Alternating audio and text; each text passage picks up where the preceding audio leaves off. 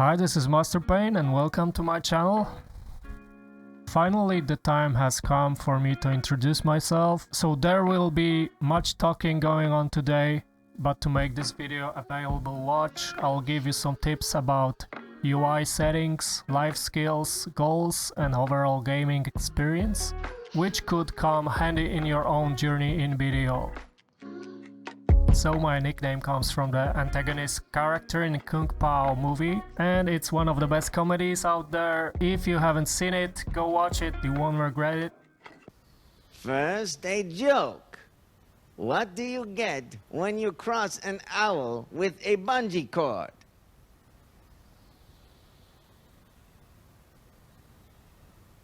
My ass. Nyah!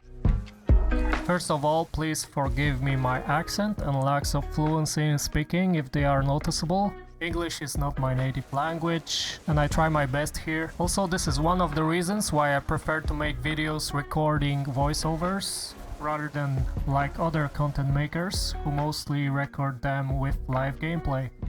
I've been playing Black Desert since the day one launch in Europe. And from the beginning it was all sorcerers for me. It wasn't a lot to choose from back then, but even now I don't find any other class more interesting.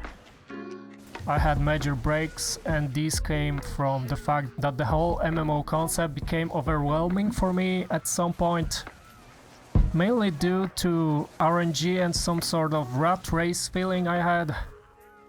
I thought that you have to spend a ton of time to reach a decent level of wealth and to be competitive.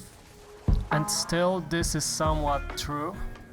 If you see all those streamers getting their lucky tats and pants, what most people don't realize is that they spend a lot of time in the game. And I mean here really a ton of lifetime.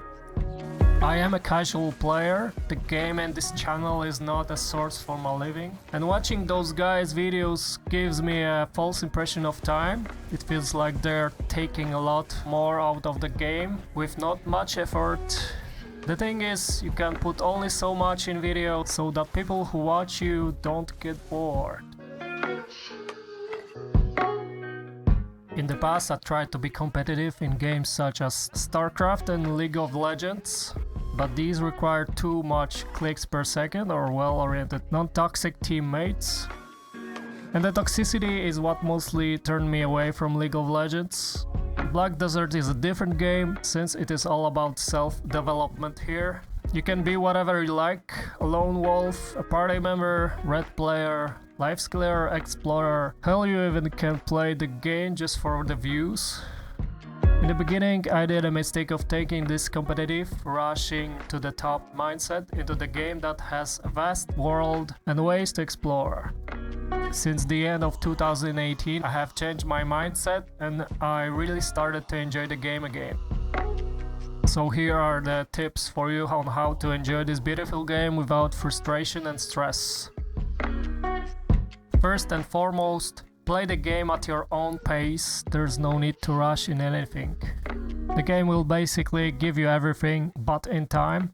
There are many ways of playing this game and you will definitely find yourself here. Just be consistent with the path you take. You don't have to compete with the people at the top. You can easily find friends to play with at your own level. Secondly, get rid of gambling habits, because it is a huge source of stress in a game where randomness is a major factor. In example, don't do enhancing roulettes. Streamers do just to entertain people. Do not hope for getting things, just buy them off the market, which is definitely easier these days than before. If you manage to do that, you will realize RNG is good and there's no such thing as pay to win. For the third point, I will just say that losing is a good thing and it makes you better in any part of your life. So don't be afraid when that red player comes at you. All that limits you is fear. Think about it.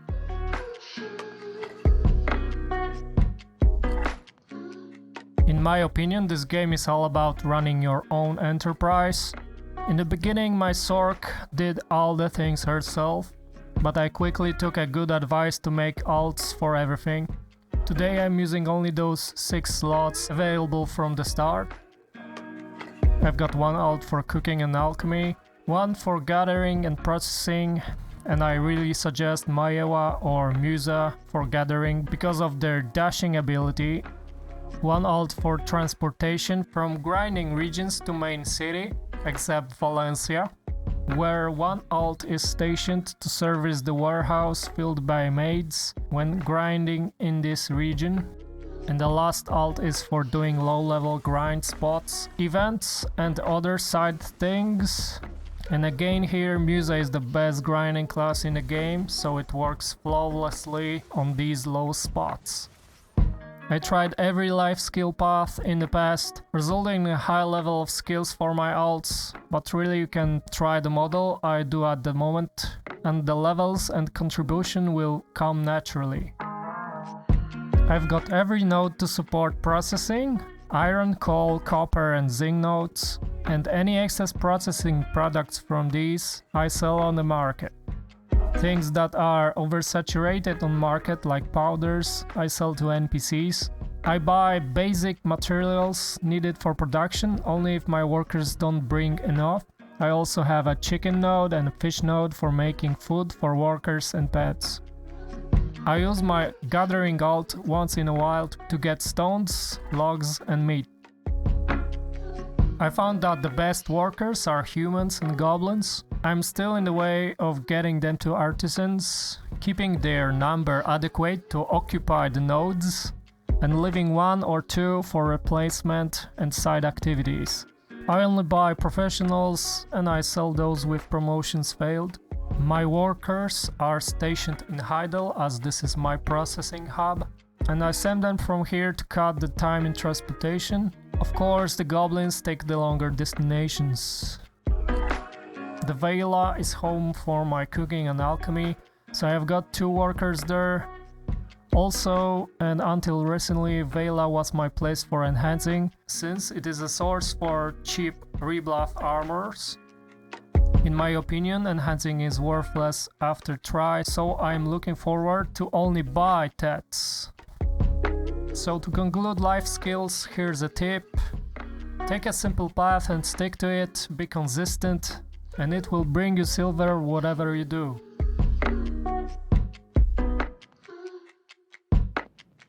In the UI, I have cooldowns set close to my character so I see them clearly and fast. Skills for combo rotations and movement. Besides main hotbar, I use shortcuts for potion buffs in 3 categories: PvP, monster and emergency. Until recently, I used custom sets of alchemy potions there, launching them all at once. But now I limit myself to cron meals and drafts. Only the emergency group is still a set of potions to make me survive in dire situations, which consists of whale tendons and caulk elixir. Since it is a self-development enterprise simulation game, setting proper goals for yourself will help you grow up quickly. My videos on gear and skills may help you on this. For me now it is getting Tet Xarka weapon, as well as Tet Red Corals. With all that accuracy I will grind Manshaums to get Tet Awakening and armor parts, and I hope that until the end of this year my Tet journey should be accomplished. I will keep you guys updated on the way, going together through any new content that game devs will bring. There is one tip you should consider when setting your goals for the gear. And this is something which wasn't much clear until recently when the new market system was introduced. The majority of blue items of the Tet enhancement level are cheaper and equally effective as their tri-boss equivalents. It is easier to buy a Tet blue awakening weapon than to enhance a clean Dandelion to try. After that, collect money straight for Tet yellows. I would reserve enhancing as a bonus way to achieve items only when game gives you the resources through events. For example, my Tri-Ogre ring, which I had to enhance from Duo, and only using the Valk's scroll and cries. And I have exchanged it for Tet Seraps, which is only 1 AP lower, but has 4 more accuracy. The money difference was helpful to get the Tet Kutum, In the old market system, this way of getting things wasn't so obvious, because there was absolutely no supply in higher level items.